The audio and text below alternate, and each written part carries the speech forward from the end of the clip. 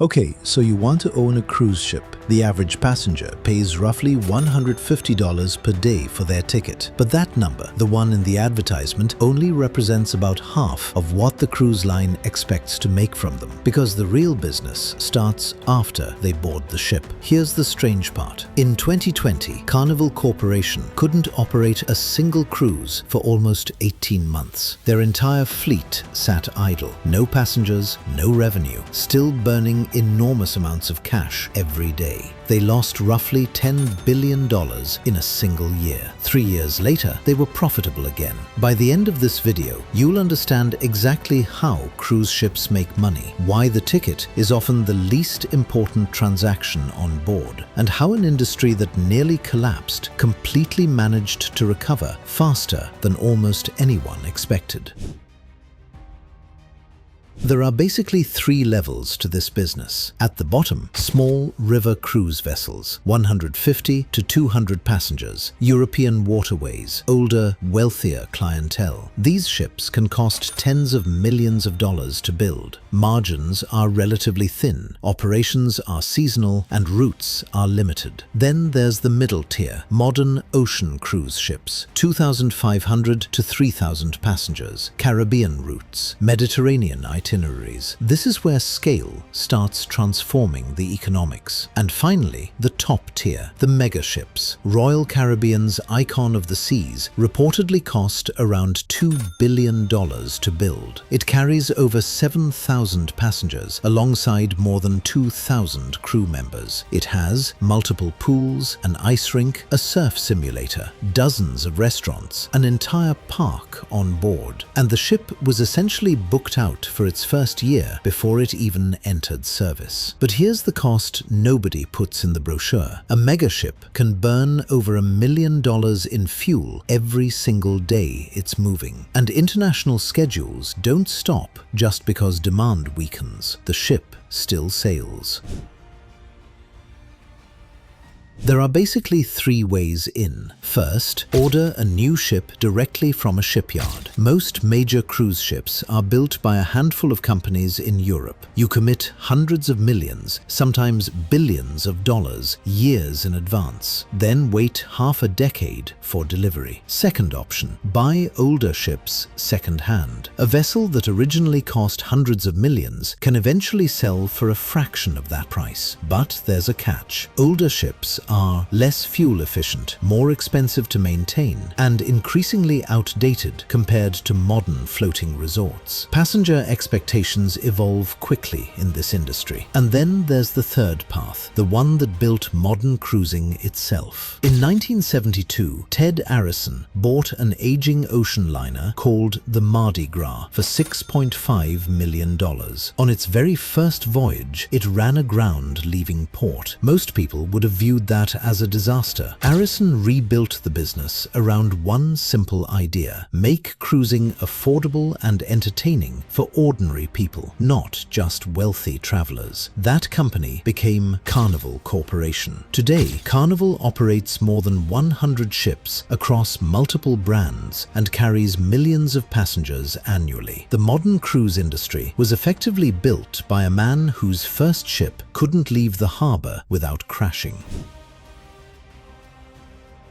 Now, let's say you own a mid-sized cruise ship, 2,500 passengers, a full itinerary, everything operating normally. Your costs are enormous before a single customer even boards. Fuel alone can cost hundreds of thousands of dollars per day. And like airlines, cruise operators have almost no control over oil prices. Then, labor. A ship this size may require over 1,000 crew members working continuously on board. And this is where one of the industry's most important financial structures appears: flags of convenience. Most cruise ships are not registered in the United States or Western Europe. They're registered in places like Panama, Liberia, the Bahamas, which changes the labor laws and tax structures governing the ship. Many entry-level crew members work 10 to 12-hour shifts 7 days a week for wages far below what would be legal illegal under US labor standards. That single structural advantage saves the major cruise companies enormous amounts of money every year. Then, maintenance, insurance, port fees, food, utilities. By the time the ship starts operating, annual costs can already reach hundreds of millions of dollars, which is why occupancy matters so much. An empty cabin still carries almost all the same costs as a full one.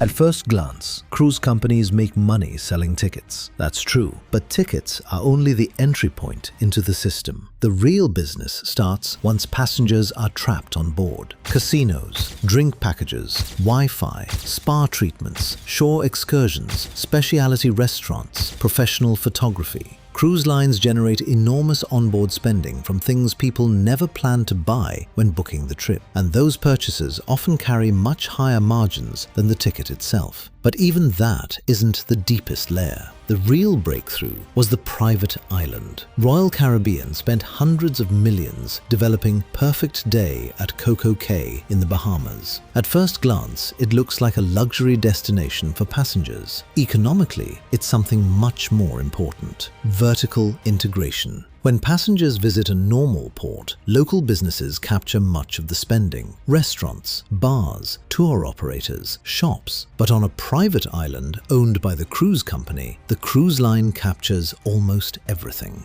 The ship delivers the customers, the island captures the spending, and suddenly the economics of the entire voyage look very different.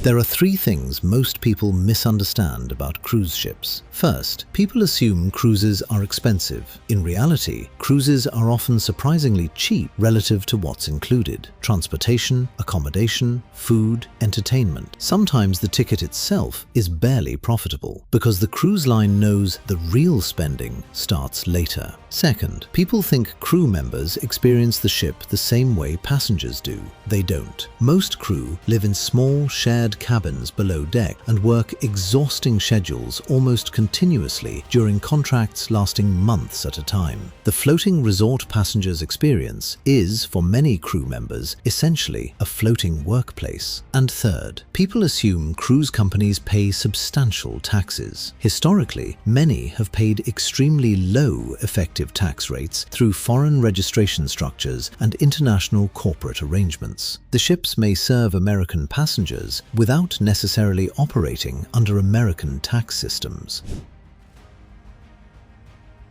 On January 13, 2012, the Costa Concordia struck a reef off the coast of Italy and capsized. 32 people died. More than 4,000 passengers and crew were on board. Investigators later determined the captain had deliberately taken the ship unusually close to shore during an unauthorized maneuver. The evacuation was delayed. The situation spiraled, and one of the largest cruise ships in the world ended up lying on its side in shallow water. The salvage operation took years and cost billions, and the entire disaster reportedly began with a decision that lasted only minutes. That's one of the terrifying realities of this industry. You can spend decades building systems, procedures, and operational discipline, and one catastrophic human decision can overwhelm all of it almost instantly. The greatest risk in cruise shipping isn't usually the ocean itself. It's the people operating the ship.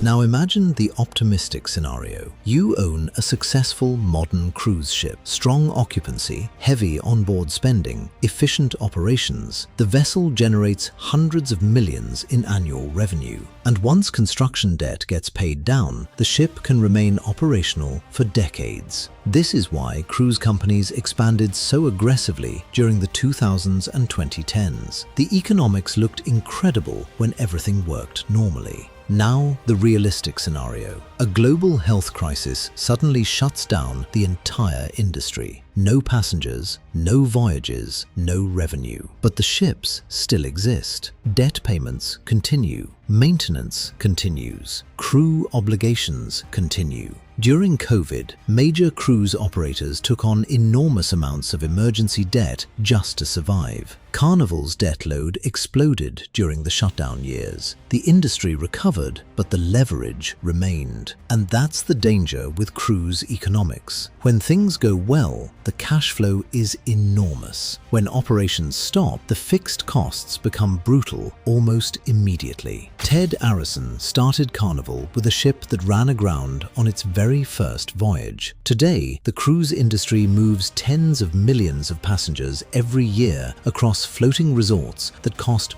billions to build. And the companies dominating the industry understood something incredibly important earlier than everyone else. The cruise ticket is not the business, it's the entry fee. Because once passengers board the ship, nearly everything around them is designed to encourage more spending. The casinos, the excursions, the drink packages, the specialty dining, the private islands. The vacation gets people on board. The onboard economy is what makes the industry work.